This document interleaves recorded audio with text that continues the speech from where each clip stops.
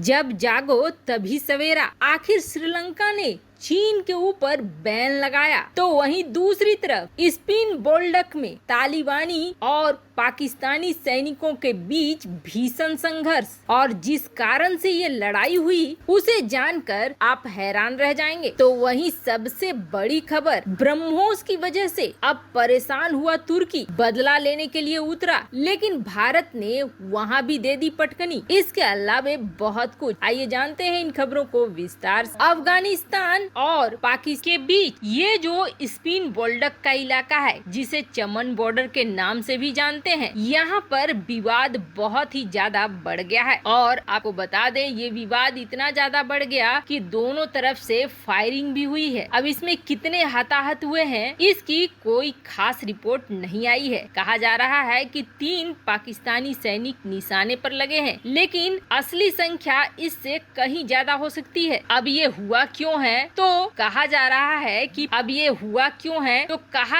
है कि पाकिस्तानी सैनिकों ने एक अफगानिस्तान की महिला को पीट दिया, जिसकी वजह से जो तालिबानी सैनिक वहां खड़े थे वो बौखला गए और उन्होंने फायरिंग शुरू कर दी। जवाब में पाकिस्तानी आर्मी ने भी वही किया और यहाँ झगड़ा बहुत ज्यादा बढ़ गया। बाद में किसी तरीके से इस माहौल को शांत कराया गया। हालांकि ये शुरुआत है, ऐसा तो होना ही है। पाकिस्तान को अपने ही द्वारा पैदा किए गए भस्मासुर को सहना ही पड़ेगा, और ये तो बस शुरुआत है। पाकिस्तान पर कब्जे की थोड़ी सी झलक, आगे आने वाला समय और भी बुरा होने वाला है। वहीं दूसरी तरफ तुर्की और भारत के बीच जो चल रहा है, इसे अब पूरी दुनिया जान चुकी है। तुर्की भारत से पंगे लेना चाहता है पाकिस्तान के साथ मिलकर। दोनों के बीच कई तरह के समझौते और युद्धाभ्यास चलते भी हैं। जिस तरीके से अजरबैजान आर्मेनिया मामले में पाकिस्तान और तुर्की ने मिलकर अजरबैजान का समर्थन किया और सेना भी भेजा, वैसा ही तुर्की कुछ भारत के साथ भी सोच रखा है। वो यही चाहता है कि पाकिस्तान के साथ मिलकर कश्मीर मुद्दे में लड़े, और इसका खुला समर्थन तुर्की ने दुनिया भर के मंचों में करके भी दिखलाया है। लेकिन भारत है कि तुर्की को बुरी तरीके से निचोड़ कर रख रहा है। तुर्की जो कुछ करना चाह रहा है वो कर नहीं पा रहा है। अब तुर्की को डर लगता है तो भारत के खास प्रोजेक्ट ब्रह्मोस से, हालांकि सिर्फ तुर्की ही नहीं है, पाकिस्तान के राष्ट्रपति तो कई बार ब्रह्मोस का डर खुद अपने सरकार को दिखला चुके हैं। तो वहीं चीन भी ये मानता है कि भारत का ब्रह्मोस चीन के लिए एक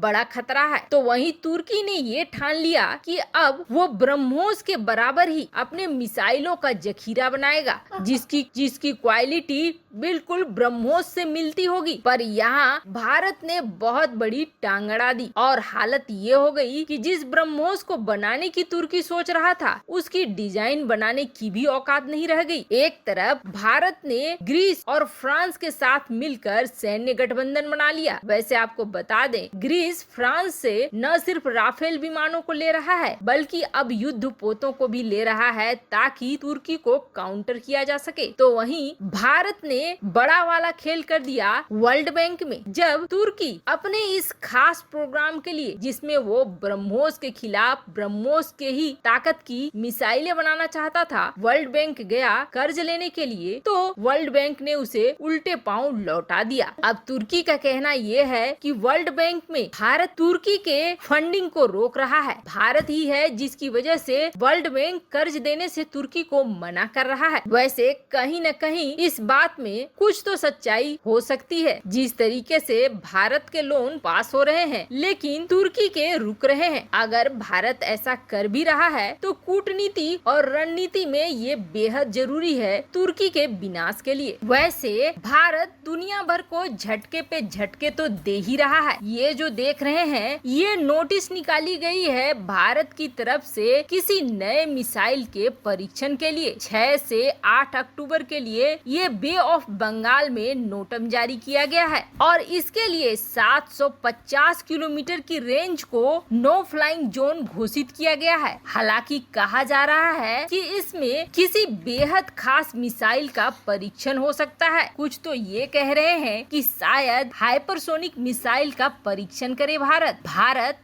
जहां मिसाइलों के मामले में इतना आगे निकल चुका है, तो अभी भी तुर्की को भारत का ब्रह्मोस डरा रहा है। और और इस डर को खत्म करने के लिए तुर्की ने उपाय निकाला, पर उस उपाय पर भारत ने पानी डाल दिया। तुर्की पर ये तगड़ा वाला एक्शन है भारत का। वहीं दूसरी तरफ पाकिस्तान पर और श्रीलंका पर लगभग पूरी तरह से कब्जा जमाने के लिए चीन आगे बढ़ चुका है और चीन ने जहां पाकिस्तान को एक के बाद एक कई धोखे दिए, मिसाइल डिफेंस सिस्टम हो या फिर फाइटर जेट्स हो या मिसाइल ही क्यों न हो, हर मामले में पाकिस्तान को मिला बड़ा वाला धोखा चीन की तरफ से। और चीन उनमें से आता है जो हर किसी को ठगता है, वो किसी का दोस्त नहीं बन सकता है। अब चीन ने श्रीलंका में वही चीज करनी शुरू कर दी। श्रीलंका में सबसे पहले तो चीन एक दोस्त की तरह घुसा, बहुत सारे कर्ज दे दिया और जब श्रीलंका कर्ज नहीं लौटा पाने लगा तो उसके हम्बनटोटा पोर्ट पर कब्जा ही नहीं सिर्फ कर लिया बल्कि श्रीलंका के लिए एक अलग से पोर्ट सिटी प्रोजेक्ट की भी घोषणा कर दी, जहां चीन की करेंसी, चीन के वीजा, चीन का सब कुछ चलेगा, जो साफ दिखा रहा था एक धोखे से श्रीलंका की जमीन पर पाकिस्तान का कब्जा करना। और इस तरह का धोखा और भी ज्यादा बढ़ा हुआ है। वैसे आपको बता दें, चाहे पाकिस्तान हो या श्रीलंका हो, यहाँ पर चीन यही कोशिश करता है कि अपने सामानों को एक उपनिवेश, एक बाजार की तरह यहाँ बेचे और ये विवश हो चीनी सामान को खरीदने के लिए, और ऐसा होता भी आया है। अब ऐसे में चीन लगातार नकली चीजों को इन देशों में बेच रहा है और ये देश कुछ नहीं कर पा रहे हैं सिवाय चीन की आज्ञा के पालन करने का। पर अब श्रीलंका ने एक बड़ा कदम उठाया है और श्रीलंका ने जो कदम उठाया है ये बिल्कुल आशा से विपरीत है। किसी ने नहीं सोचा था कि श्रीलंका, जिसे अब उपनिवेश कहा जा रहा है, वो इस तरह के कदम उठाएगा। दरअसल श्रीलंका ने अब प्रतिबंध लगाया है चीन के ऊपर, और ये प्रतिबंध क्यों लगाया है तो आपको बता दे, बड़ी संख्या में चीन से श्रीलंका ऑर्गेनिक फर्टिलाइजर मंगाता था जिसका कॉस्ट $63 मिलियन था, करीब 99,000 मैट्रिक टन। लेकिन श्रीलंका ने पाया कि ये बिल्कुल ही गंदे उत्पाद हैं और ऐसे हार्मफुल बैक्टीरिया है जो इनकी जमीन को बना देंगे बंजर। अब खास तौर पर इस तरह के इन्फेक्टेड बैक्टीरिया वाला फर्टिलाइजर चीन क्या जानबूझकर भेज रहा था। अब बड़ा फैसला लेते हुए श्रीलंका ने सीधे बैन कर दिया है कि वह चीन के इन फर्टिलाइजर को खरीदेगा नहीं और श्रीलंका अब बाकी उत्पादों पर भी निगरानी बढ़ा रहा है। हालांकि कब तक श्रीलंका इसे रोक पाएगा ये तो वक्त बताएगा, लेकिन चीन के ऊपर ये श्रीलंका का पहला प्रहार है। वैसे आपको क्या लगता है, क्या भारत ने अगर वर्ल्ड बैंक में पैसे रोके हैं तुर्की के तो सही किया या गलत किया? कमेंट कर अपनी राय जरूर बताएं। जल्द मिलते हैं अगले वीडियो में नई खबर।